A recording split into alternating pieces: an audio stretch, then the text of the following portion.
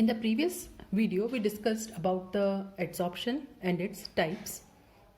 Today we are going to discuss the next topic in this chapter, that is colloidal state or colloids. Now, what is the meaning of colloid or colloidal state? Okay, colloids are the state of substance which depends on particle size.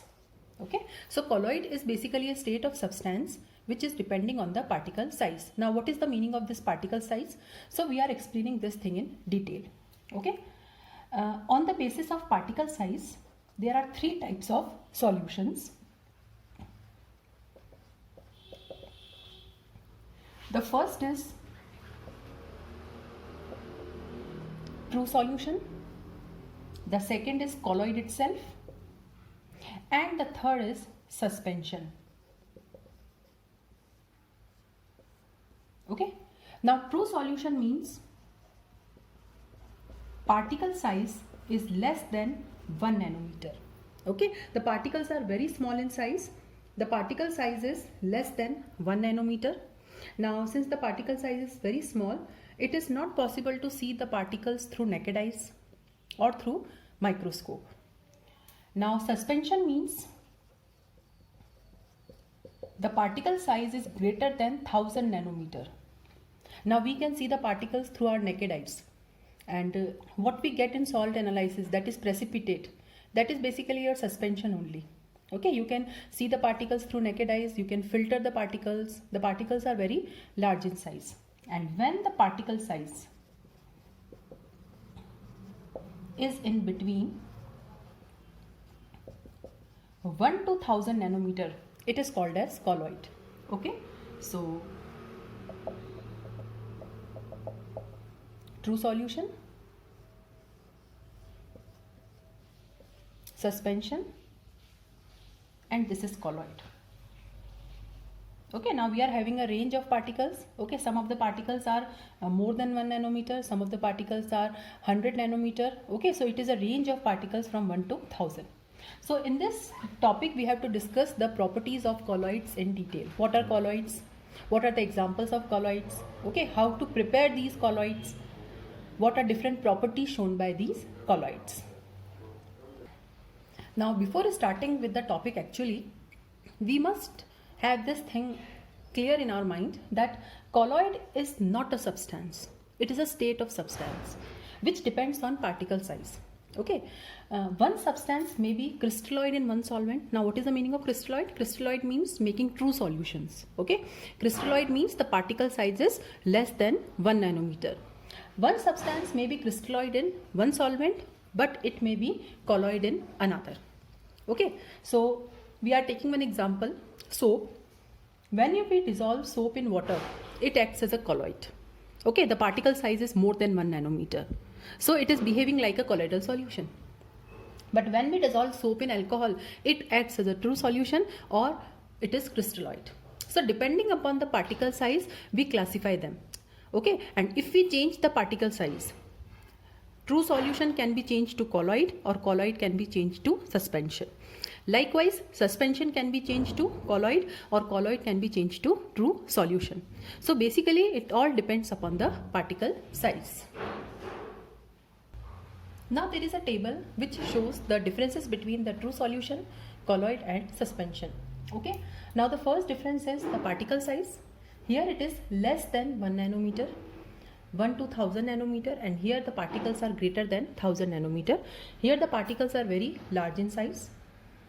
Second is true solutions are homogeneous. Okay, now homogeneous means both the solute as well as the solvent are mixed with each other. Okay, there is uniform concentration throughout.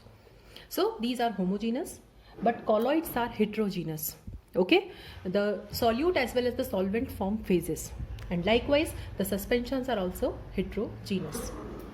Third is true solution, since the particles are very small in size, They can pass through ordinary filter paper also, and they can pass through ultra filter paper also.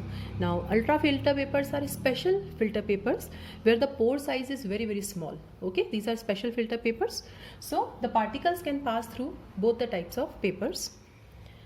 Now here colloids, since the particles are little bigger in size, so they will pass through ordinary filter paper. Ordinary filter paper means the filter paper which we use in our laboratory. Now you can see the pores in the filter paper. The pores are quite large. So the colloid particles can pass through ordinary filter papers, but they cannot pass through ultra filter papers. And likewise suspension. Now suspension, we have filtered precipitate in doing salt analysis, and we have seen that the precipitate particles do not pass through ordinary filter papers. So they neither pass through ordinary as well as ultra filter papers. True solutions are transparent. For example, salt in water, sugar in water, like this. Colloids are generally transparent, or we can say they are translucent. Okay, most of the colloidal solutions are colored. Okay, so they are not actually transparent, and suspensions are opaque. Now, since the particles are very small in size, they will not settle under the influence of gravity. Okay, they will settle on centrifugation. Now what is the meaning of centrifugation? Centrifugation means revolving the test tube containing the particle at high speed. Okay, so that the particles settle down. So normally they will not settle, but under centrifugation they will settle down. And likewise suspension, the particles are very large in size, they are quite heavy, so they automatically settle down under the influence of gravity.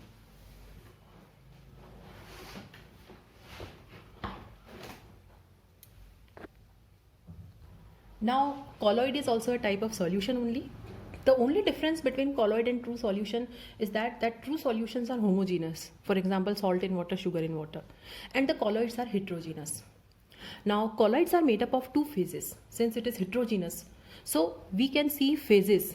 Okay, so colloids are having two phases. First is dispersed phase and second is dispersion medium.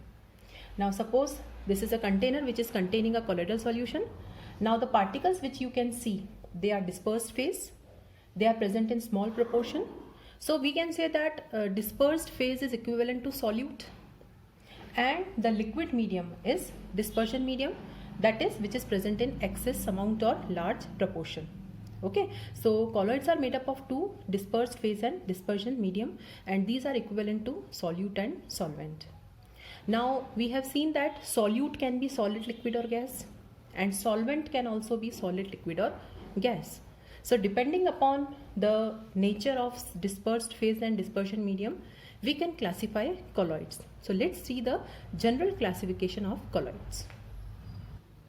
Now the next is classification of colloids, and on the basis of physical state of dispersed phase and dispersion medium. Now there should not be any confusion between solution and colloid.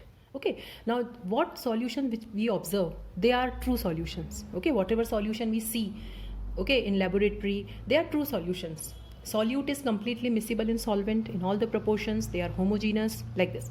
Colloids are also a special type of solutions, okay, but they are heterogeneous. So from these examples, the concept of colloids will be more clear to you. The first is dispersed phase is solid and dispersion medium is also solid, solid and solid. Okay, the example is alloys or colored glasses. Means we have to mix two solids, but they should be heterogeneous. The second is solid and liquid. Now solid and liquid is known as sol. Okay, now what is the example? Now the example is starch in water. Now starch is not completely miscible in water. Okay, some amount is soluble, but a major part of starch is insoluble. And paints. Okay, whatever paints we apply on walls, furniture, they are all types of colloidal solutions. Solid and gas. The best example is smoke or dust. Now smoke has carbon particles in air, that is heterogeneous. You can separate the carbon particles. Okay, now heterogeneous means the two phases can be separated easily. That is the main thing of heterogeneous. The next is dispersed phase is liquid, and dispersion medium I am taking solid, liquid and gas. So liquid solid, liquid liquid and liquid gas. This is in smaller percentage, this is in excess quantity. Now liquid and solid. Okay, it is known as gel. Now what is the example? Jelly, butter and cheese. Liquid and liquid. Now the two are liquids only, but they are heterogeneous. They are known as emulsions, and the best example is milk.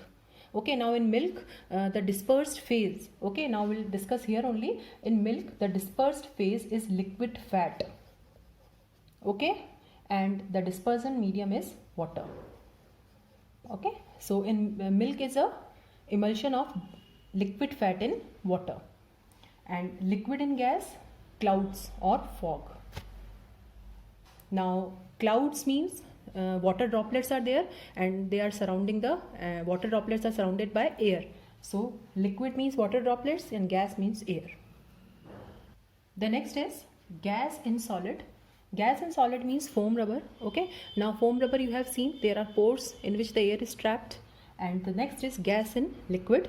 The best example is soap, leather. Okay, now gas in gas I am excluding because gas in gas will always form a homogeneous solution. Okay, so we have total 8 types of colloidal solutions depending upon the physical state of dispersed phase and dispersion medium, and most of them we are seeing in our day-to-day life. So now the concept of colloidal solution is clear.